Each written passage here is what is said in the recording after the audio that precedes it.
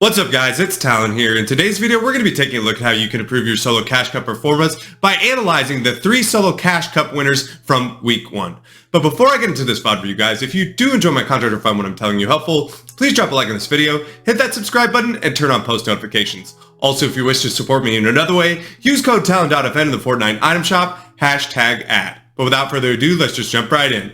Alright guys, I'm actually going to be doing something a little bit different here. What I'm going to do is kind of talk about what all 3 of the Cash Cup winners, which is TKay, Th0masHD, and Middi, did that I think is common to all of their games, and then I'm going to go in individually and break down some things that each individual winner did that I also think is pertinent or relevant. And the most obvious thing, what we're going to be starting with that is common to all of these pros, is the use of the new sprint mechanic, and none is a better example than what I'm about to show you. Th0masHD here is going to be sitting in a very precarious position. He's got to go up elevation, and he has no whites, which is actually going to be the next thing that I'm going to be talking about, is common to all 3 of these pros.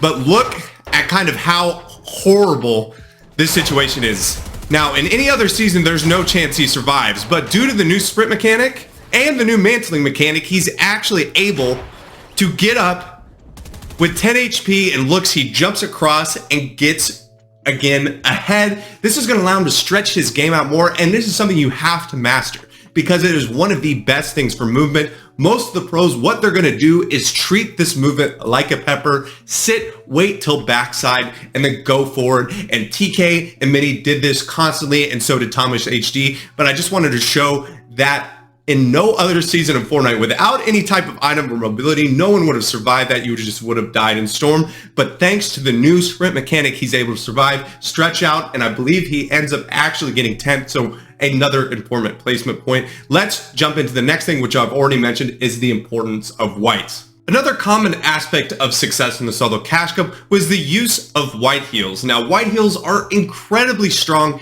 in this meta due to the coolers. There's tons of floppers, there's med mist, and there's chug splashes, and now even there is clon berries that just recently got added as well. And all 3 of these pros use white heals without to tank and to extend their games, and I think this is the best example. Now you're going to see here, TKay is going to get a nice kill on backside of zone. He has 5 splashes and a med mist. He decides to use all of his med mist, and he's not worried about with zone because he can then splash. But as you're going to see here, he's going to splash. You hear someone underneath who's also doing the same strategy. He gets the pickup. Oh, look, a free refresh of med mist, and then look at that use of the sprint mechanic as well. And all of those splashes allow him to get in, and he's now extended his game. And like I said, all 3 pros did this constantly in all different ways, whether it was floppers, med mist, or chug splashes, something you have to incorporate in your gameplay with the lack of mobility other really than launch pads and sprinting to extend your games and make sure you stretch out those placements. But let's jump into the individual things that these players did well in the first Cash Cup. All right, first up, we have Th0masHD, and what I'm going to be talking about in this clip is the use of staying on edge side zone to work with Surge. Now, he's already done an excellent job of getting Surge 234 above, but the more Surge you get, obviously, the better off that you're going to feel. And notice how he's not going into mid, he's boxed up in wood on a decent level of elevation or in an open area. And this is going to result in 2 kills, which is going to set him up for Surge for the rest of the match. Now, 1, it's good aim. And look how laggy the server is. He gets a significant beam. And look, he hasn't even moved from his position. He sees that person launch pad. And what he's going to do, hit the Kovacs. Look at that, gets a free 2 eliminations on edge, and then what a surprise, use of the sprint mechanic, and now he's set for Surge in an incredibly stacked region. If you are in the later rounds of the solo cash cup, if you're on the verge of qualifying in round 1, or if you've made it to round 2, a useful tactic to get Surge and set you up for your late game. Let's jump into the next thing that Th0masHD did really well. The next thing I'm going to be talking about isn't really a major or big deal, but I'm going to talk to a testament and understanding of game sense, because I feel like overall this is something that, again, these little points and these little tiny details do matter. Now, as you notice here, Th0masHD on low ground, he has 0 builds, he has barely any white health, he is essentially shambles. He's above Surge barely, but what can he do here to extend his game? Now, you notice he's going to get into zone. He sees this car here. Now, his first intention is to drive it. But you see, oh, he's going to get out. And he realizes, no, wait, what am I going to do here to extend my game? I'm going to sit here and just kind of let things play out. He gets a favorable zone. He can only take one tick, and he has no map, so he has zero protection. And what this is going to do, it just shows some situational awareness to essentially stretch out a game, which is the most important thing you could do in solos. It's the easiest way to get placement. He sits here, waits on backside. He's just waiting, looking for things to develop. And as you can see, he goes from 37 to 30. Now, he's going to die immediately after this, but that 1 point could be the difference between a qualification from winning a cash cup, and it's just situational awareness. He doesn't have anywhere to protect, so he essentially used his environment, used what was available to him to stretch his game out. Like I said, that situation is going to be very, very, very, very minimal, especially with the nerf to cars, I'm talking specifically, but just using your environment in general to stretch out your games and get those important placement points when you are shambles. Let's jump to the next Cash Cup winner and talk about some things that they did really well. This next talking point is really about meta, of what Chapter 3 meta is essentially. And what I'm going to demonstrate is that TKay is not using a shotgun, and now maybe with the SMG nerfs, he will be using a shotgun more. However, I doubt it. In 5 of the 6 games in this solo Cash Cup, he only had a shotgun for that one particular game, and I believe it was purple, but most of the time he was rocking either a combat and an AUG, or as you can even see here, 2 combat SMGs. So again, a testament to the meta. Th0masHD also did this. Now, mind you, this was pre-nerf. They have nerfed the common SMG and the Stinger once again, but it just kind of speaks to a testament. Fortnite is switching away from a shotgun-based meta to an SMG spray meta. And again, that's just more of a testament to understanding that Chapter 3, you have to have good aim. You have to be good with SMGs because it's the easiest way to win fights. I mean, the shotguns are inconsistent. They don't hit hard. Even with good crosshair placement, I feel like a lot of the times you're not rewarded with good amounts of damage. So why not adopt the spray and pray? It's really good in these stat games as well to kill players on low ground who are in wood, who are shambles. And TKay is going to do it throughout. Not much to say other than that. Next thing I think that TKay really does well is understand when it's time to full send and when to put it on the line. Now, a lot of players are too scared to make a play or afraid to die, but TKay just does a great job here of understanding the situation and when to essentially get in and what times it's pertinent to go for.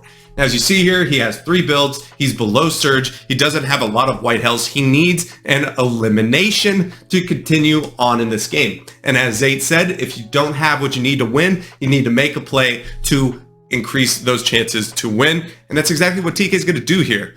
Now, it is a little bit fortunate. You see, again, using the new mechanic to get in close distance. He gets in. He does a great job here. Now, all this craziness with cars, thankfully, with the fact that all these cars are kind of been nerfed out, there's only going to be IOs. There's not going to be a million cars where he gets jitterbugged around. But he gets a decent refresh around 300-ish mats, and this is going to allow him to extend his game. Use of whites, which we've already talked about in general, important. And then you're going to see use of the sprint here, obviously. Again, just kind of just showcasing everything I've already kind of talked about. Sprint. And look, he's going to be able to milk this, I believe, into a top 30, get some extra placement points. I believe he placed 22 overall. And again, he's still below Surge, even with that impact, but it hit 30, so he just got that placement point. And this is, again, just more of a testament to not be afraid. Sometimes when you need to make a play, just don't be afraid to make it full send, because what it's going to do is extend your cash cup. It's going to get you more points and get you closer to qualifying or get you closer to making money. Let's jump into the final cash cup winner, Middi. One thing that I think Middi did really well is the use of cone peeking to either plan out his rotations in the late game or to look for important refreshes in late game as well. Now, as you're going to see, this important play right here is going to win him the first game. Now, he's going to sit here, kind of wait for zone to move forward, and then he's going to sit in a cone. He's going to look and wait. Now, as he sees that opponent go right there, he's looking all around. This is giving him tons of information. And he notices there's a pad here, and as we've already talked about, look at the abuse of whites. We're carrying 9 chug splashes. We're going to sit here, use our whites, go immediately, And then we're going to take high ground with our significant amount of mats. We cone them off, and we're going to just win all of our build battles, even though we're getting chopped out. We don't even have the best aim. And again, not afraid to tank. Now the opponent eventually gives it up. He stays on high ground for the rest of the game and wins very, very easily. He gets a couple of impacts and he uses even more and more whites. And again, this is incredibly important, not just in endgame, but you can use this in mid-game for refreshes. 5th and 5th, I've seen this used a ton. When people are just sitting in cones, waiting, catching people off guard who aren't aware of their surroundings, they get jumped in on someone who's cone peeking. So use cone peeking for information to not only look for impacts, but also to plan out your rotations in endgame and then make incredible plays like this, which is going to end up winning you Cash Cup games. Let's jump to the next thing that Middi does incredibly well, which is going to be the use of armored walls. The last aspect I'm going to be talking about is the use of armored walls, which is incredibly important in endgame, especially when you're on wood materials in this SMG spray meta. Now, as you can see here, Middi's going to drop down, nearly kill this opponent, gets the opponent one shot. Now, he thinks he has high ground, but he actually does not. He's going to end up getting pressured for quite a bit from high ground, and this is going to be very problematic. To stop the pressure immediately, he places an armored wall. He does it again, because this is going to give him time to heal. Now, he doesn't have the best mats in this situation, but again, use of the whites to tank storm. We see this constantly throughout. And then use of the sprint to get out of storm. It's a very, very important impact. Now, I'm going to also talk about it in the end game because I believe he also uses this when he's in the 1v1. Gets his refresh look. He picks up 3 med miss for heal off. Like I said, whites are incredibly broken. You even hear the comm, you have armored walls too. And then he places that so the opponent can't pressure from the top. This is going to allow him to full heal. And then you're going to even see... Now, 17 seconds, you have so much med miss. Just go back now. They tell him to go back now. Run, Middi, run! And he gets it for the stop points. He's going to, again, abuse these white heals. Look, there's no way he loses the heal battle. He has 1. He doesn't realize Middi has 3. Person comes up, and then you can even hear... He says armor wall. If he does that, Middi easily wins, but he goes for the style point as well as maybe for the extra points as he done anything on high ground. But again, use of armored walls, especially when you're wood in endgame, is a great way to stop people on pressure. We've seen that used as well in last season, but it's incredibly important still to be doing that. It definitely helped Middi a lot in this game. He doesn't win this game, in my opinion, if he doesn't have those armor walls to stop those pressure and heals. I believe he dies there earlier. But that is going to do it for today's video, guys. I hope that you did enjoy. If you did, please drop a like on this video, hit that subscribe button, turn on post notifications, and I hope I'll be seeing you in the next one. Peace.